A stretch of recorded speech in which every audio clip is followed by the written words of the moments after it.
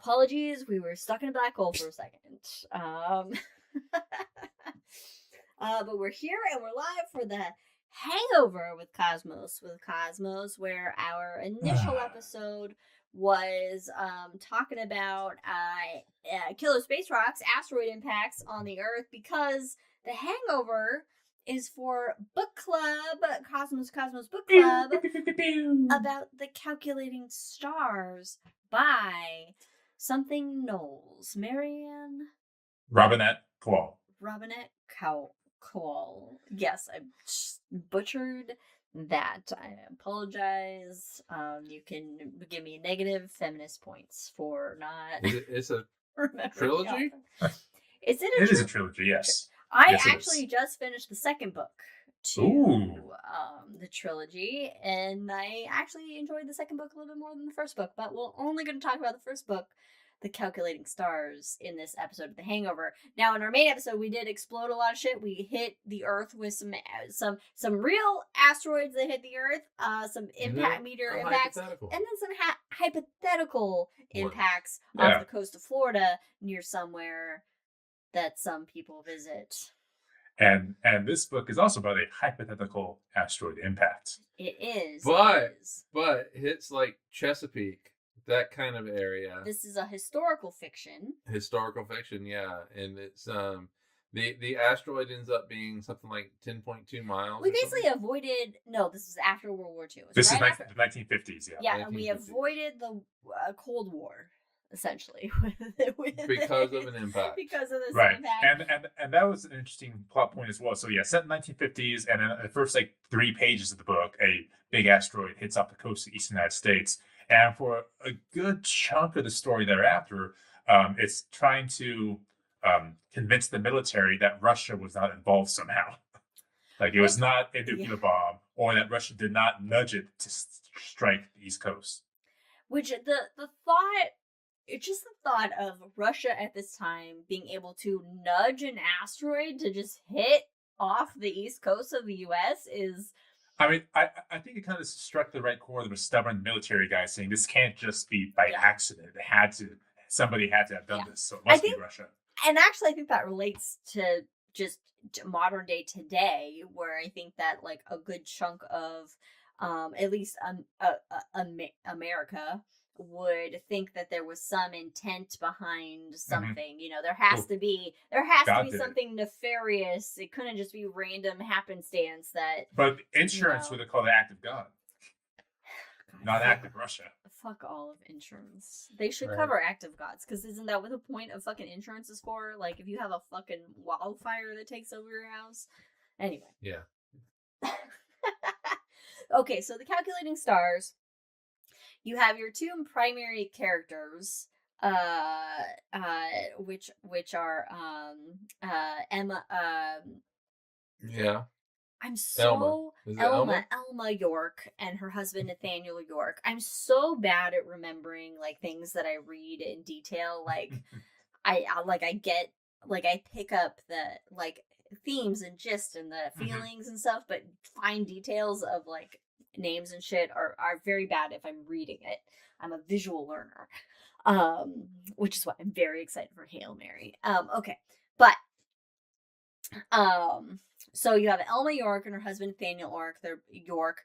They're both he's an engineer and she is a WASP pilot. So in World War II, women were pilots of ferrying planes back and forth, not doing any actual like dogfighting kind of things, because they're women and they have vaginas and God forbid they enter combat. So she was in one aerial combat. Yes, which she was a badass for, and she survived. Because the reason why she was badass is because she's flying this plane. She's got 3 German planes on her, Messerschmitts, and she has no ammunition in her plane. Yeah, because... But she managed to get 2 of them to crash, and then the 3rd one flew away, and the assumption is that the guys with ammunition shot it down or something. But... Yeah. God, yeah, she couldn't do any of this on her own. So she is a female pilot Well, And she was. she was a She was female a WASP pilot. in World War II. Yeah, but she's still a pilot. She's still a pilot.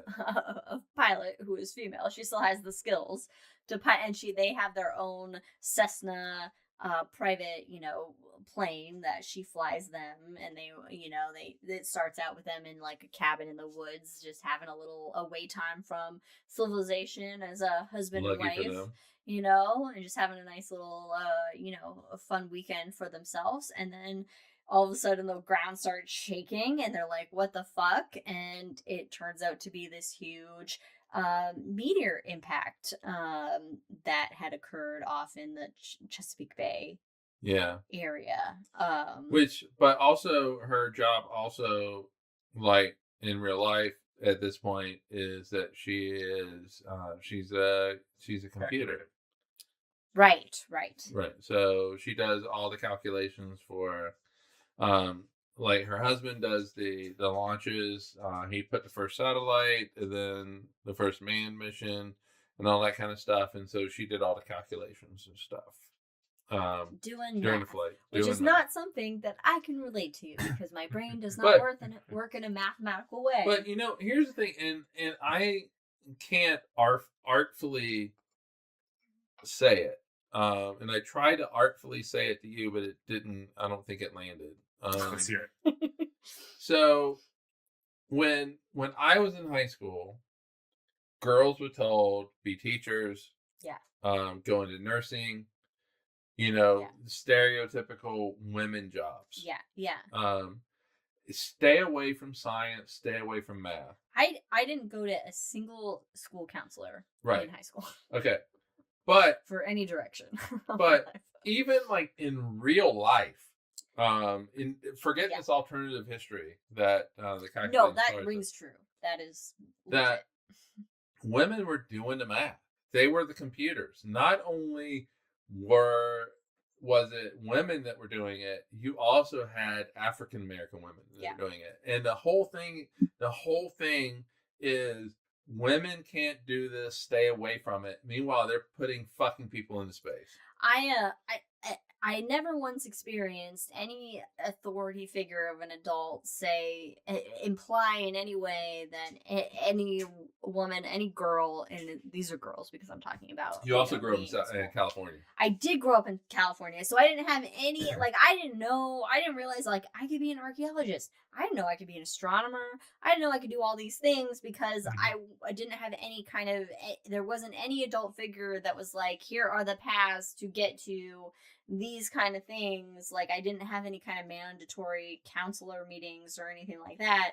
And so was like, I'm not good at math, so I can't do these kind of things. I don't know what I can do. And I was aimless for a while until I was like, I like historical things. I'll be a history teacher, which didn't obviously pan out because I went into the Planetarium field where I don't need to know fucking math. And that's a cool fucking shit. And I think that women are not encouraged to go into these fields that are supposed to be dominated by men, male dominated, kind of thing. So I think that is still true to this day. Maybe not as much as they were. It's getting better. Or I think that women today young girls today are more empowered, or they know that they have more empoweredness. That's horrible English. I think it was getting better. I don't know if it is currently on the same trajectory anymore. It was getting better, yes. But this actually was a theme in the book. Mm-hmm. Not so much the guidance counseling shit, but just like the women can't do this. Yeah, women the gatekeeping. The gatekeeping. And it's more like women are they're docile creatures. They need to make babies, so we need to keep them safe. We need to keep them in this protective bubble of being in the home and doing these things rather than being in anything that's could be dangerous or cause their death. Right. And one of the points as to why they didn't want women flying or women going to space in the book is that, well, imagine if a woman dies in space, the public backlash that would come and how much funding would be lost by that. Which is, to me, so fucking ridiculous because it's it's just oh, what the fuck is that mentality? It's like, if anyone dies in space, there's going to be a public backlash and funding issues, Oh, yeah. but at the same time, it's like, well, you have people going to space for the first time. There's gonna be fucking shit that happens. Yeah, and which we haven't even mentioned this. It's not like a spoiler for the book, but the reason why they're trying to get to space is because when the asteroid hit, it really fucked up the environments to the point where in like 75 years, something like that, the Earth would be uninhabitable. And that's because, and we talked about this in our first episode, so check out the main episode for Killer Space Rocks, The Revenge Tour. But the water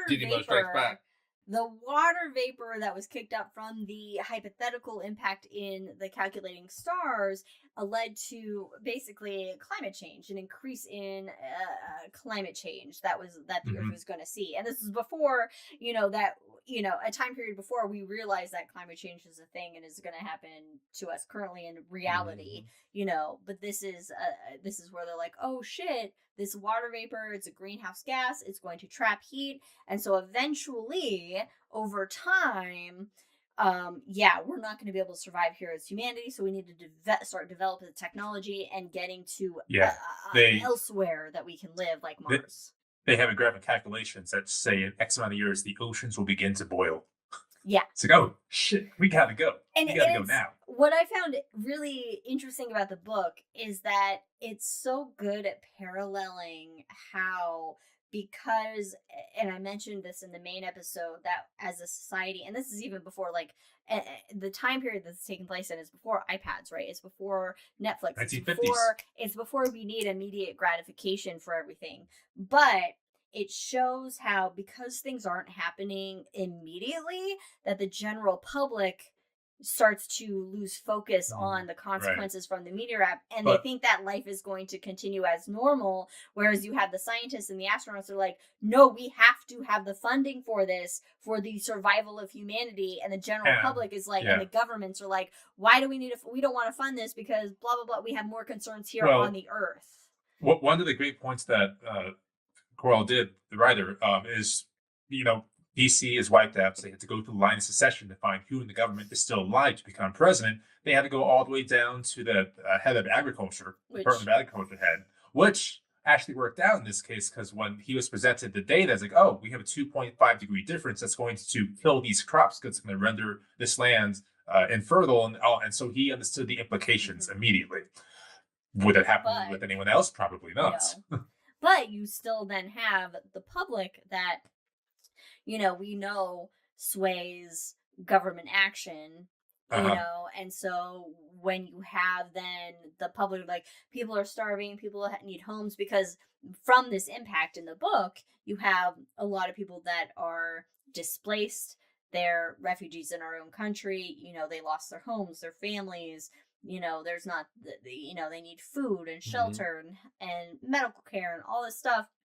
And so there are people that are like that they don't understand, they don't see the need for this, they can't understand how the Earth is going to change in the long run. They are only focusing on the immediate need of these people are starving, these people are whatever, and so it's like, why are we funding this space program when we need to be focusing on taking care of these people now, not realizing that, well, funding the space program, this is what keeps humanity surviving, our species surviving, past the immediate now and into the future, which it parallels today in climate change, the issues with climate change. People don't see the issue because climate is over time, whereas weather is immediate. People don't understand the difference, and so they can't foresee how climate change is going to have such a negative impact on all of our way of lives and humanity.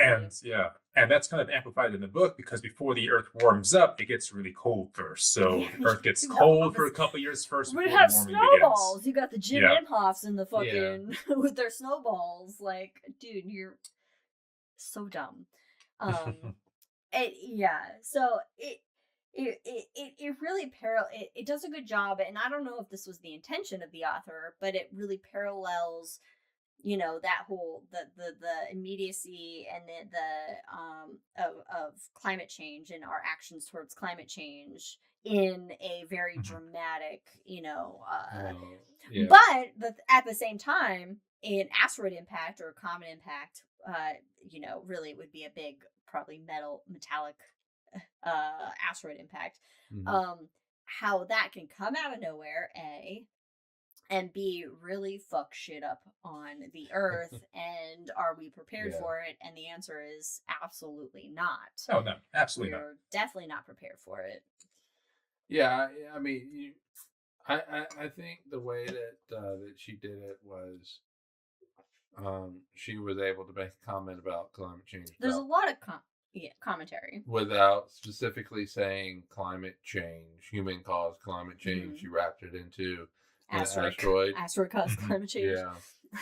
And you kind of hope that the reader makes the leap.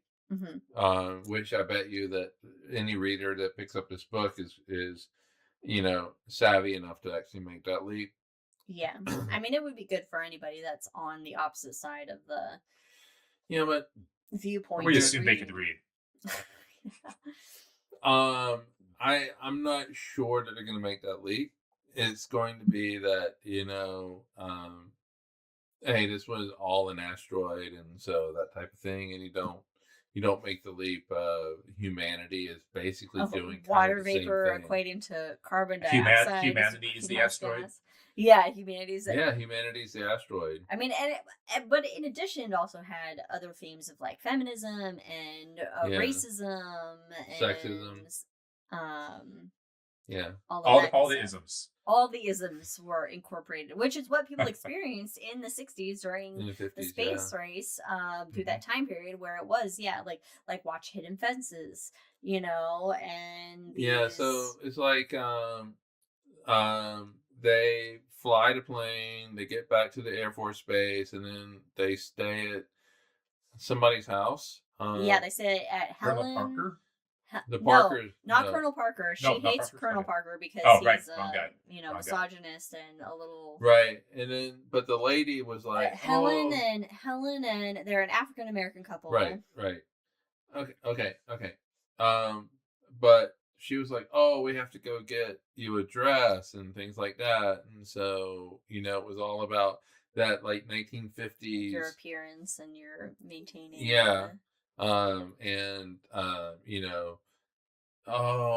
Which is funny because half the country is just wiped out, and they're like, "Well, yeah, all right, I need to go get a dress. Oh, right. I need to go clean myself up and get a dress." Yeah, go get your dress. And women always have to maintain appearances. We cannot be, can't have makeup on or dress nicely or behaving in a way that's not with proper etiquette. I'm gonna say yes to that, and I'm not just saying it to say yes.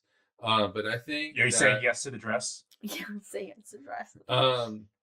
That there is, and this compounds it. This compounds it for women.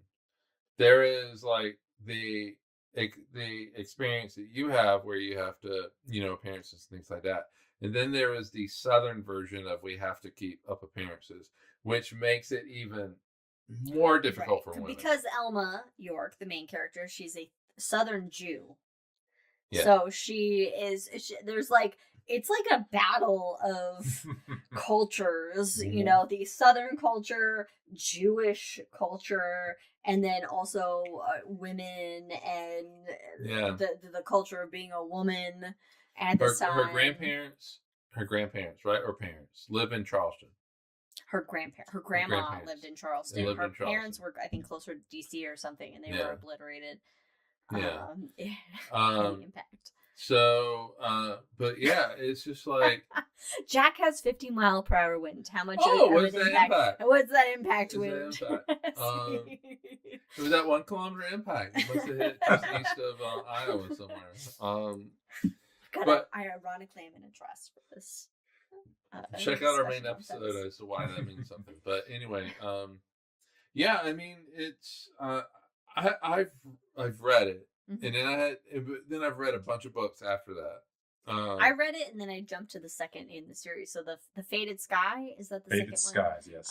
I'm in that. So I've gone back to reading it. Actually, I'm only halfway through it, and so I think I'll finish the trilogy. But yeah, I mean, just Southern, and I remember just as a kid living in the South where I grew up, just thinking about how like my grandmother was all about appearances, and she was Very... 1950s, you know, so she was like she was born in like 1918, I think. So in the 50s she was what is that, 32 in 1950. This book takes place 52, 55, so she was 34 to 37 years old.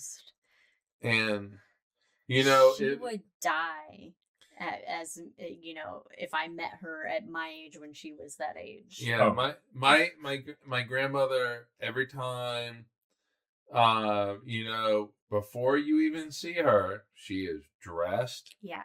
My grandfather dressed. Yeah. To impress. It's all like just the concept of getting like putting on all the fucking shit just to go to and like it's the grocery humid store. in the South too. Like, fuck, I'm just wearing yoga pants and a fucking loose shirt. Yeah, so yeah, I mean, it's all about appearances for women, and especially from the South. And so but this takes place, at least where I'm at, it's in Ohio. And it goes to Kansas. It goes again. They make the main base in Kansas City, Missouri, because they can't do it because that's the new capital. It's DC. Yeah, they moved it from because DC, everything else is obliterated by this fucking meteor. To Kansas, because it's in the middle of the country where supposedly an impact can't get you. Yeah.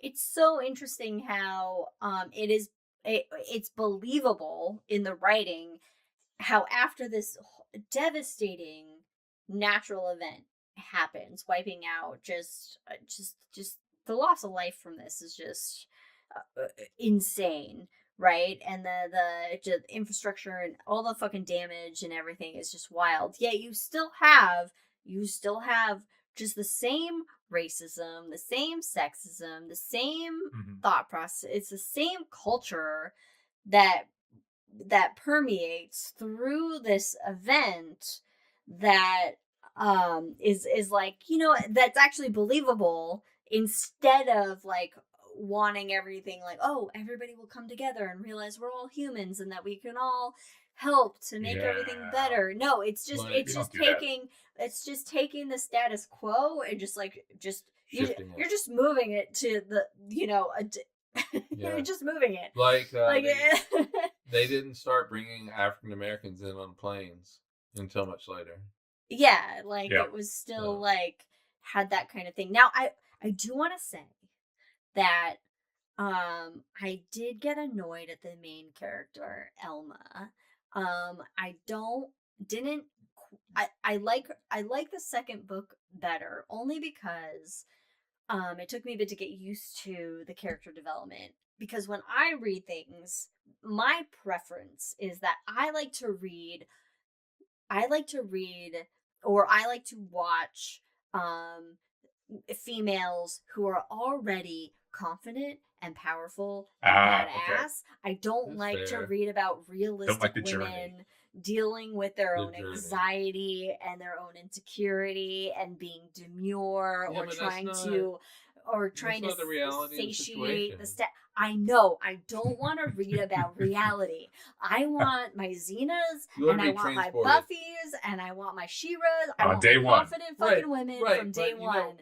So it was hard for me as a woman reading this, a book authored by a woman, to have such like a real woman that I'm reading with complexity and dealing with anxiety in terms of like which caveat, the amount of vomiting that takes place in this fucking book, the mentions of the amount of vomiting, she gets she gets very bad anxiety when she's placed in front of like the public and having to do interviews and speaking to people where she like vomits fucking everywhere. And there's so many scenes of vomiting in this book that I was like, wow, we're really doing a lot of vomiting. So much talk about vomiting. Maybe, but it's a reality. The vomiting gets less in the second book, but there's still a lot of occasions of talking about vomiting. It tackled eating disorders pretty well as well. But I do want to say that like confidence is a journey. It's always a journey. Yeah, but nobody is born with full on confidence. I know. As a white male, I'm not sure about that. No, even as a white male, you're not born with full on confidence. You earn confidence by living, and sure, as a white male, and especially white male privilege. Not saying that it's necessarily you, but it.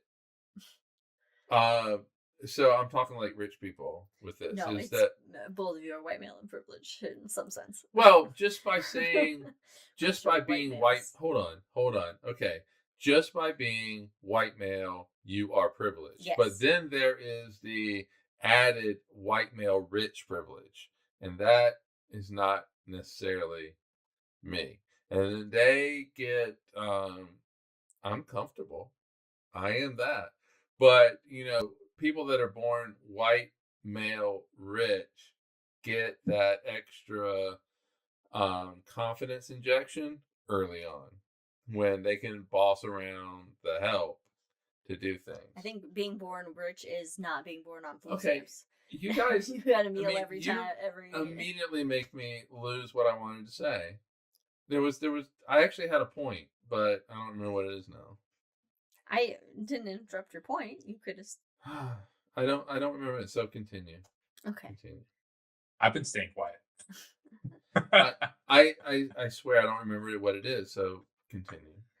Well, my point is just that this is one of the reasons why when I read the Hunger Games, I hated Katniss, because she was so like unsure and just like wishy-washy about things.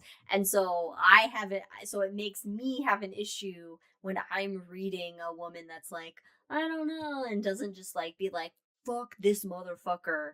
Like there's one character in the book, Parker, Captain Parker. I don't know what his rank is. Stenson Parker. Parker is his whole name, and she actually like reported him for taking advantage of women, using his rank to take advantage of women sexually. She reported to her dad, right? Who was like her dad. She was a woman of privilege because her dad was a general, and so she wasn't. So there was like low consequences on her for one, because her dad's a general, and so there's this immediate conflict when she's reintroduced to Parker in this book and has to actually work with him and stuff. Which in the second book there's an interesting kind of progression on that relationship, which is interesting to read. But so for me, for my preferences when I'm reading, it's harder for me to read about a woman struggling with various things because I don't want to fucking deal with that in a book. I want to read about a woman that's already fucking like, and tearing shit up and like is just gonna be like, fuck the patriarchy or fuck social norms or whatever, because it's like that's what I want to see in my heroines. But I understand how this isn't like that type of book, and it is a historical fiction, and it does keep true to what I would feel like if a real person, Elma York, existed in this time during the circumstances with her background and how she would behave, what she handled. I do think she has her moments. So. She does have her moments. She does, and she does end up being like, she does go to space, and she does end up... Yeah, she goes on TV, becomes a figure, owns the anxieties. Yeah. And so it's very interesting. And unfortunately, because I'm reading the second book now, like that's more prevalent in my mind and I feel like in the second book I actually relate to her a little bit more, and I've understood her journey a little bit more, that I appreciate her character more for the second book. And the second book I think is I like the second book more just because of what happens in it and just the character development and just my understanding and appreciation of how the characters have developed. But it is a interesting I mean, she does have, being a white woman in this book in the 50s, she has a lot of privilege already, even though it's like it's interesting how she has moments she she recognizes it and she goes, oh, because there's the black women that are then encountering an obstacle, and then they say something, they explain something to her, and then she has this moment of like, I did not fucking think about it that way. Those aren't her words at all. But you see that realization of like I'm an idiot, like I didn't even think about it that way. Like, oh my gosh, we all look at the world. And I think that happens to everybody, where it's like you can only see the world through your own eyes, and every single person on this planet can only experience reality in the world in one way, which is through their own eyes, because you cannot inhabit anybody else's body and their minds. But that is why we have things like empathy and sympathy, where you try to place yourself, or you understand what somebody has been through. And sympathy. Well, empathy depends on if you can't have experienced something the same. Sympathy, where you can then put yourself in someone's shoes and then be like, okay, I understand if I was in your shoes. Right. I still stand by. Some of us have sympathy. Some of us don't give a shit. Some of us could care less about how other people feel, and we can see that clearly in certain leaderships of the For world. more on that, look at our main episode where we drop space rocks places. Yeah. And there's so it's a really interesting book that is not just about space exploration or surviving, advancing our technologies because of some cataclysmic, event that happened with a meteor, but it's statement on social, political, environments that relate to this day, even though the time frame is in the 1950s, and eventually with the next book is in the 1960s. I think advancement in thought is very slow. It's a very slow process, but eventually you do get there. But there's not a lot of difference between the way people are now, especially now, as in the way they were in the 1950s. But advancement in how we are is a journey. Takes a long time. But I also think that even though we are pretty close to the way we were in the 1950s, especially now, we're still not the way that we were. And eventually, we will be in a world where it's not just white males that have the privilege. White privilege is a thing, especially if you are white and a male. You have a lot more privilege, but I think eventually, I don't know when. I thought it was going to be like grandkids for me, generation, but that's such a idealistic thought. At we're this point. Dealing with, how long have humans been around?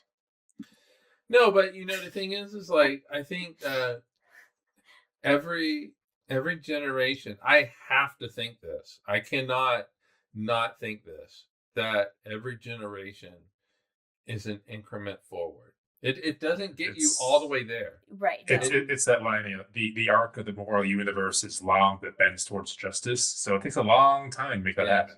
Thank you, Martin Luther King. And you have, like in the education system, you have a pendulum, and it's like you move forward, but then you also move back a little bit. But yes, but I also have to believe that pendulum does not go all the way back. That it stops just slightly. We're trying to stop the pendulum. Just slightly. There's evidence of continual forward progress, right, over the past. How long have you been around? And I think we get there. I think we get there. I mean, look, we're going to be. I don't want to say to be fair, but I'm just going off of just if we look in nature and just the origins of humanity. So we're trying to overcome basically biases or just natural survival where you have men go out to hunt, women stay in and fucking cook the food or whatever with take care of the fucking offspring and shit, and so it's that basic structure of survival that we do see in other animal cultures, and animals things, but not necessarily, so it's like we're overcoming this perceived thing that, because the women stayed home and cooked, as we've advanced in our society, because the women stayed home and cooked, that means they're weaker in some sense, or that they cannot hunt, where that's obviously not true. Women can hunt just as good as men, but it was just Neanderthal and the early human cultures that the men went out to hunt and the women stayed home. Yeah, we're overcoming like a basic evolutionary bias, so to speak, and it's taking so much time. And some of those points as well are made in the book when they're talking about what things women can actually do better than men when it comes to space travel, like taking G-forces, smaller frames, lighter frames. They're better suited to go to space than men are. That's why all the early astronauts, you think of Yuri Gagarin, little tiny guy. But God forbid men ever admit that women could be better at anything that they are because they're perceived to be the stronger sex, or, because their body mass is, more or whatever. It's just the way God wants us to be. God wants us to be. God is Alanis Morissette. And isn't it ironic? So we're overcoming a lot from just hundreds of thousands of years of bullshit. We have to overcome a lot. And we should. And at this point, though, with how our brains have developed, our understandings, at this point, really what it is a one biological gender who's that gender mentally doesn't want to give up power. They don't want to give up control. They don't want to acquiesce that they're just as good as, if not better. Right. So society is patriarchy. It's a patriarchal society. Right. And so it's just like with religion. Religion wants to maintain power, I think what it is that it has been a patriarchal society for so long. And also you throw in religion. Religion could be the root of that patriarchy society, but now I think it's a justification. It's an excuse. It's a justification. So I think it's two different things now. And so you have all these people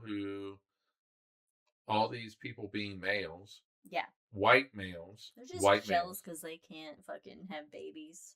No, I don't think it's that. I think that it's like, oh, I'm not jealous of that. I'm happy that I do not have to have the baby and have to deal with what you have to deal with on a monthly basis. Because I would be like, I would call my boss and I'd be like, I'm out for the next week. And if you need me, I will be in my bed with a warm compress right here. Old school style water heater with a rubber pack.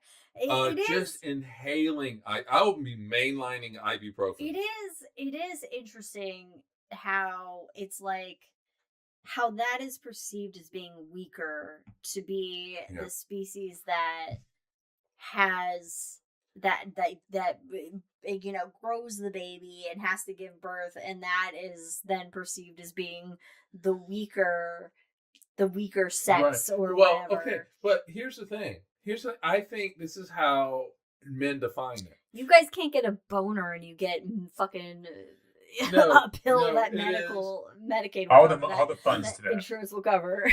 It is. I can go, and I say this specific weight because it's what I have in the room next door. In our workout room. / I can go grab 50-pound dumbbells, and I can do a certain amount of set. I'll fucking pick it up with those 50-pound dumbbells, but like, a lot of women can't do that, and unless you're Russian. So what? I know, right? Dude, Russian women, right? Fucking holy shit! Russian women should probably rule the world because they are fucking beasts. God, and they don't put up with shit. They can handle anything. So, but I think it's men are so myopic that they go, "Hey, I can pick this thing up, and you can't pick it up." So therefore, I am the stronger sex. Better. Meanwhile, women are pushing babies, and also equating themselves. Stronger to better, versus. And it is actually a fact that women have stronger muscles than men. Because we can push out babies. I mean, you have muscles that are stronger than what any man can like dream of having. Yeah. It's just that our arms sometimes we just can't fucking reach shit on the top shelf. It's just that our arms are sometimes stronger than your arms. Right. And so men make this leap that hey, we are the stronger. I mean, if you look at like a lion pride, okay, you have that one alpha male that's like the leader of the pack, right? But the women get the food. And any of their fucking male, they have to challenge the alpha to take over and whatever. But that alpha doesn't fuck with the fucking alpha female in that fucking pride, right? She actually fucking rules shit and dictates what's fucking going on, you know? It's more like the alpha male is like the security guard. The women lions are the ones that are killing the men jump in too, yeah. But well, yeah. I like how the women have to cook and do all that, you know. I mean, yeah, in a lot of the animal kingdom, it is the female species that is actually kind of like dictating anything. That women decide, you know, hey, if that male bird does a fancy enough dance, sure, I'll hit it, but if not, fuck that. You can go to Black Widow route and just eat the head of the person. Exactly, or praying mantis, you know, like, you know, yeah, I get what I need. Do you think that society is ever going to advance to where we get out of this fucking baby stage? It's a baby stage. I think I have to think that we will eventually, because I can see the very incremental progress. I mean, God, it wasn't until the 1920s where women were allowed to fucking wear pants, or the 70s when women could get a credit card. Right, you know, or you know that whole anything that women could do. It's not until remember, it's like less than 100 years ago that women could do basically anything with their lives. You know, less than 100. In the 1950s, they couldn't do it. Though in the 1950s, the only reason why anything, it's less than 100. Women's rights less than 100 years ago, basically. Yeah. Any form of women's rights less than 100 years ago. The only reason why my grandmother went to get a job was because she got a divorce from her husband, and she needed from my grandfather and needed to go get a job. Yeah. I mean, it's still like if a woman gets pregnant, it's her fucking problem. You know, like I think we have a long way to go. Right. But it has been incremental development. Now, keep in mind, like say in ancient Greece, women could vote in ancient Greece. It was a true democracy, meaning there wasn't like they weren't voting for representatives to make the shit. They were actually like voting for the exact people with stones, you know, black or white stones, you know, on who was going to, you know, who they were voting for. It was a pure democratic society, and women, and I want to say probably higher class women, because there were Probably. obviously levels of society in ancient Greece. You had slaves, you had all that, so it was going to be your, like your rich Greek women that could probably vote, but they could still vote in ancient Greece versus the founding of America. Women couldn't vote, until the 1920s. Jesus happened. And everything. So I there is incremental progression, and I don't think we've seen, at least in America, this complete backslide into, um I don't think we've seen anywhere a complete backslide into women's rights, but it is so. Really? Roe v. Wade being overturned? That is a complete backslide. Yeah, that's a backslide. But it's not a complete backslide because women can still vote.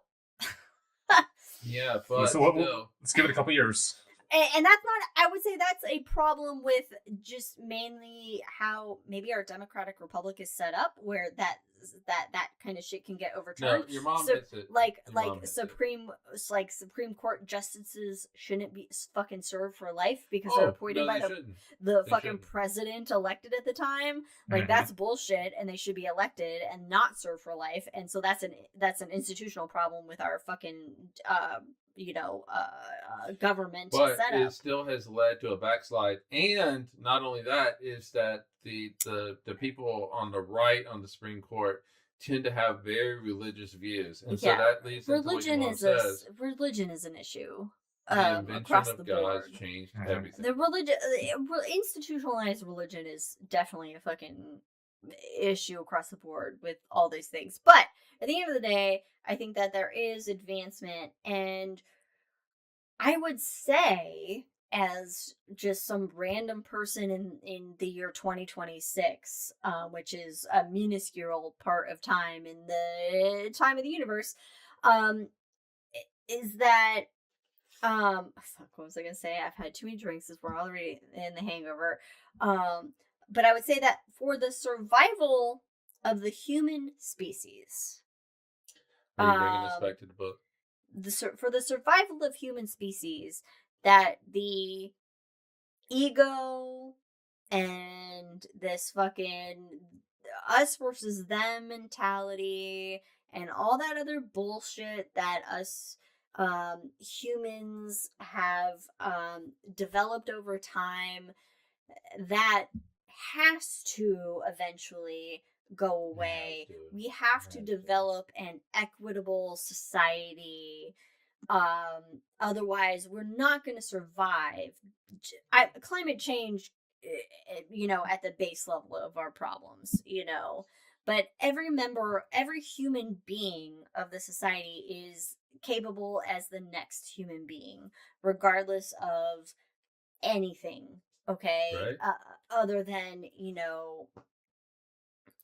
anything. How many Einsteins have we missed because of racism and sexism? Because of just bullshit that doesn't actually matter in terms of anything. We all have the same fucking brains. How our bodies form is irrelevant to anything, and so I think that, like, the survival of humanity over the long run, which honestly people are like, oh, people say talking about the survival of humanity is crazy, and it's like, well, it's kind of not, because if we look at Chelyabinsk that we talked about in the main episode, an asteroid can come right out of nowhere and, depending on its angle, can obliterate a fucking city, town, country, world. It really doesn't matter, right.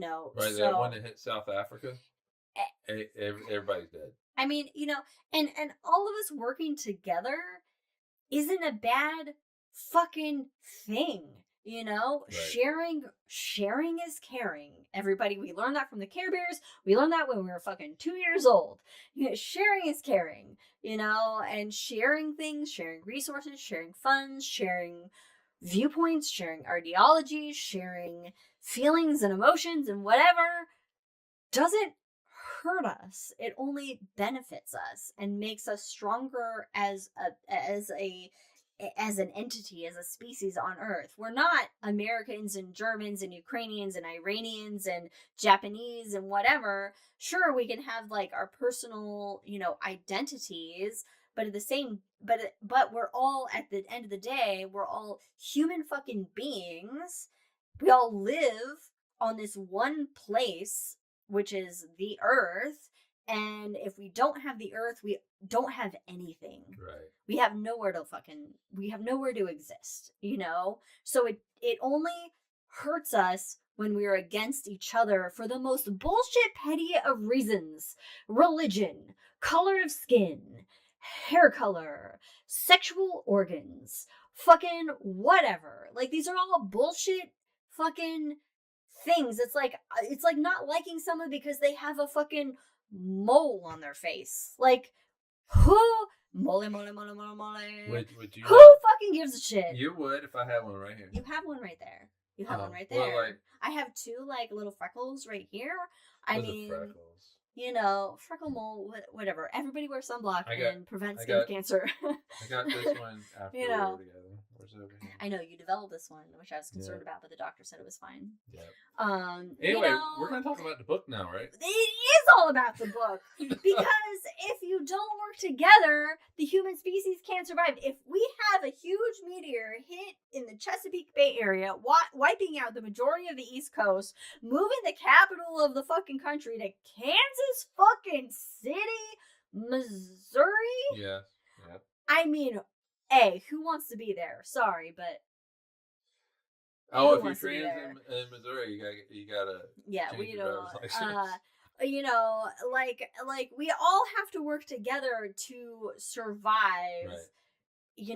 Such a thing, and just these petty fucking differences that are so clear in the book.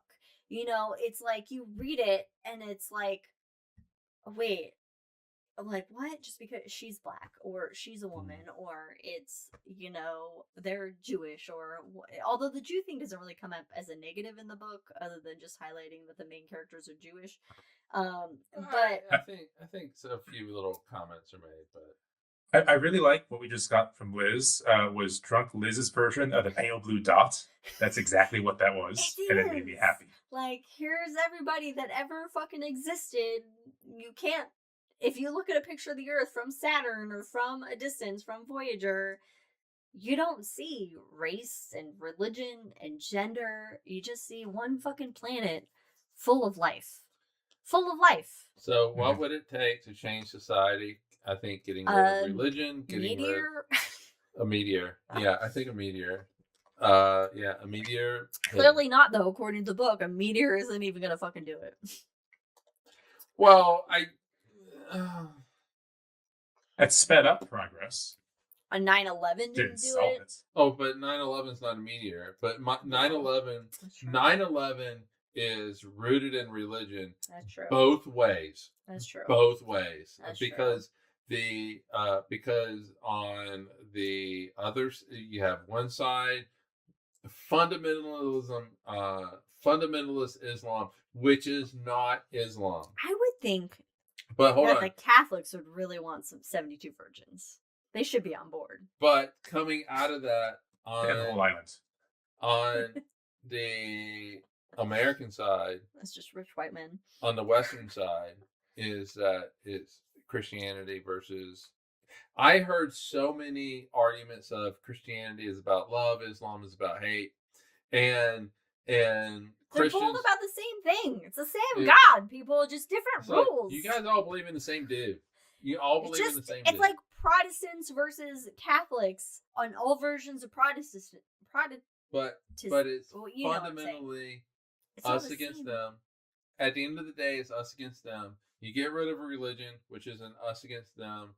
And then, ironically, you have people live the way that Jesus said to live, which is basically love your neighbor.